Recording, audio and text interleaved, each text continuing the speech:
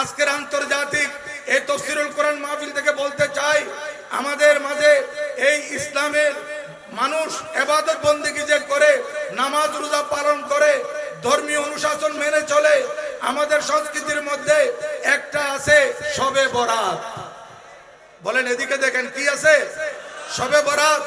এই শবে বরাত আসলে এর আগে আমাদের দেশে কিছু দালাল মৌলবীদের মাথা খারাপ হয়ে যায়। টেলিভিশনের মধ্যে এরা বিভিন্ন ফেসবুকে, ইউটিউবে, মিডিয়াকে ব্যবহার করে শবে বরাতের বিরুদ্ধে কথা বলতে চায়।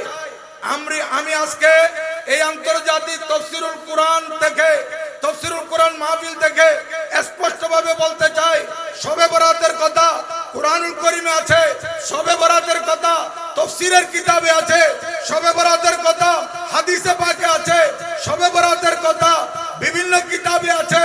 এবং শবে বরাত আমার নবীজি নিজে পালন করেছেন, সাহাবায়ে কেরাম পালন করেছেন, তাবেঈনরা পালন করেছেন, তবে তাবেঈনরা পালন করেছেন, শাইখে মুকতাদ পালন করেছেন, এবং আমার গৌসে পাক শবে বরাতের পক্ষে লিখেছেন। এইভাবে আউলিয়া কেরাম পালন করেছেন, উলামায়ে কেরাম পালন করেছেন, আমরা পালন করতেছি, আমার বাবারা পালন করে আসছে, আমার দাদারা পালন করে আসছে। এইজন্য আমি আজকে বলবো, এই শবে বরাতের পক্ষে এত দলিল থাকার পরও যারা দৃষ্টতা দেখিয়ে টেলিভিশনে, বিভিন্ন মিডিয়ায়, বিভিন্ন চ্যানেলে শবে বরাতের বিরুদ্ধে কথা বলতেছে, তারা ইহুদি নাসারার দালাল ছাড়া আর কিছু হতে পারে না।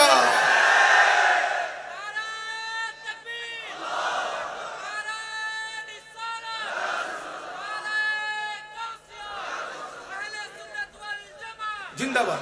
ভাইয়ের আপনি একটু এদিকে দেখেন, মেহমান আসলে দেখবেন, আপনারা যদি ওইদিকে তাকিয়ে থাকেন, আমি তো আপনাদেরকে দেখতেছি, তা আপনারা ওইদিকে তাকিয়ে থাকলে আমার কথা তো আসবে না। একটু এদিকে লক্ষ্য করেন, ওখানে কিছু হোক যাই হোক, আপনার ওদিকে তাকার দরকার কি? অথবা তাকাইতে চাইলে ওইদিকে একদম চলে যান, মেহরবানি করে ওইদিকে চলে যান। ওইদিকে গেলে আরো ভালো করে দেখবেন, এখান থেকে ওইদিকে তাকিয়ে থাকবেন বক্তার একটু অসুবিধা হয়। এই জন্য আমি অনুরোধ করবো এদিকে একটু অ্যাটেনশন, মেহমান আসলে তো দেখবেন।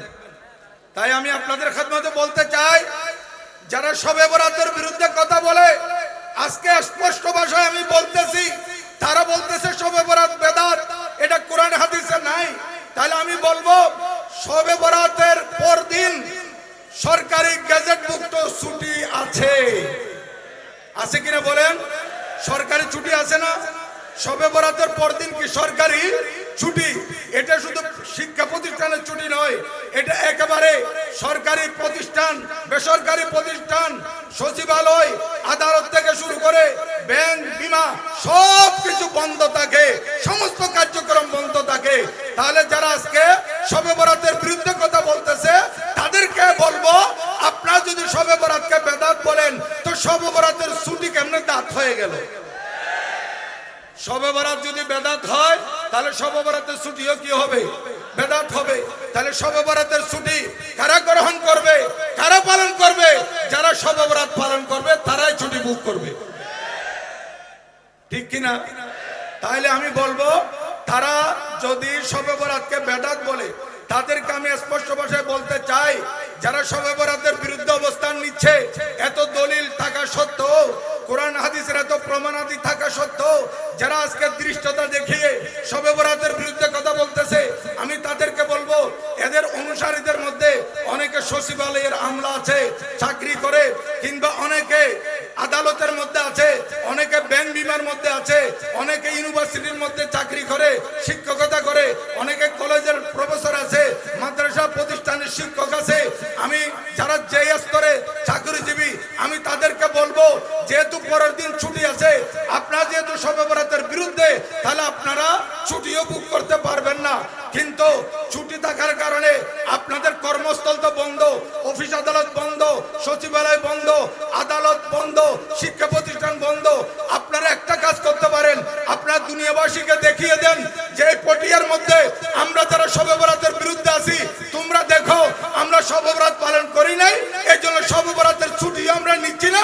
শবে বরাতের ছুটি ক্যান্সেল করে আমরা আজকে এই পটিয়ার মধ্যে যত নালা নর্দমা, রাস্তাঘাটও পরিষ্কার আছে, এগুলো পরিষ্কার করে দিচ্ছি আমরা।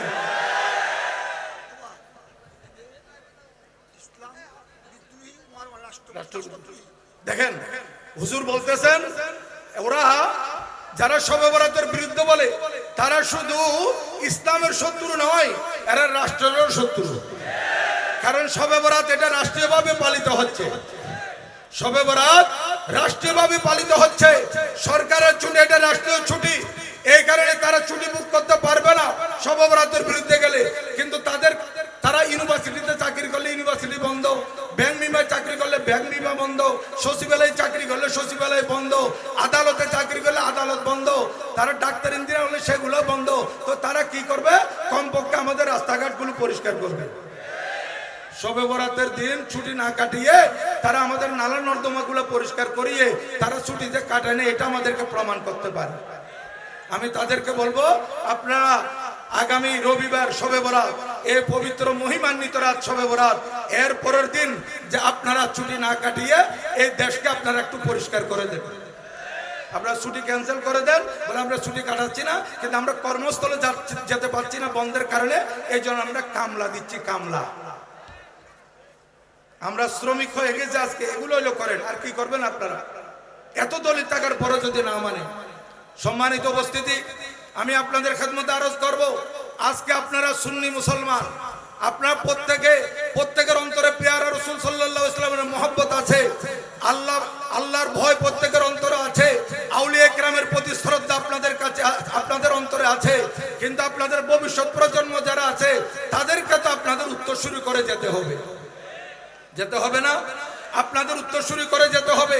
আপনারা যদি উত্তরসূরি করতে চান, তাহলে এখন বর্তমানে মাদকসেবীদের দৌরাত্ম, বাতিল ফেরকাদের দৌরাত্ম, নাস্তিকবাদের দৌরাত্মের সময়, এই সময় আমরা যদি আমাদের সন্তানদেরকে, আমাদের নতুন প্রজন্মের সন্তানদেরকে আমাদের পথের প্রতীক করে রাখতে চাই, সুন্নি হিসেবে করে তুলতে চাই, আমাদেরকে এলাকায় এলাকায় সুন্নি নুরানি মাদ্রাসা করতে হবে। আমি আজকে এই আন্তর্জাতিক তাফসীরুল কোরআন মাহফিল থেকে আপনাদের খেদমতে আবেদন করছি, আপনারা এলাকায় এলাকায় সুন্নি নুরানি মাদ্রাসা প্রতিষ্ঠা করেন। যেই এলাকায় একটি সুন্নি নুরানি মাদ্রাসা প্রতিষ্ঠিত হবে, মনে করবেন সুন্নিয়তের একটা বটবৃক্ষ আপনি রোপণ করে দিয়েছেন।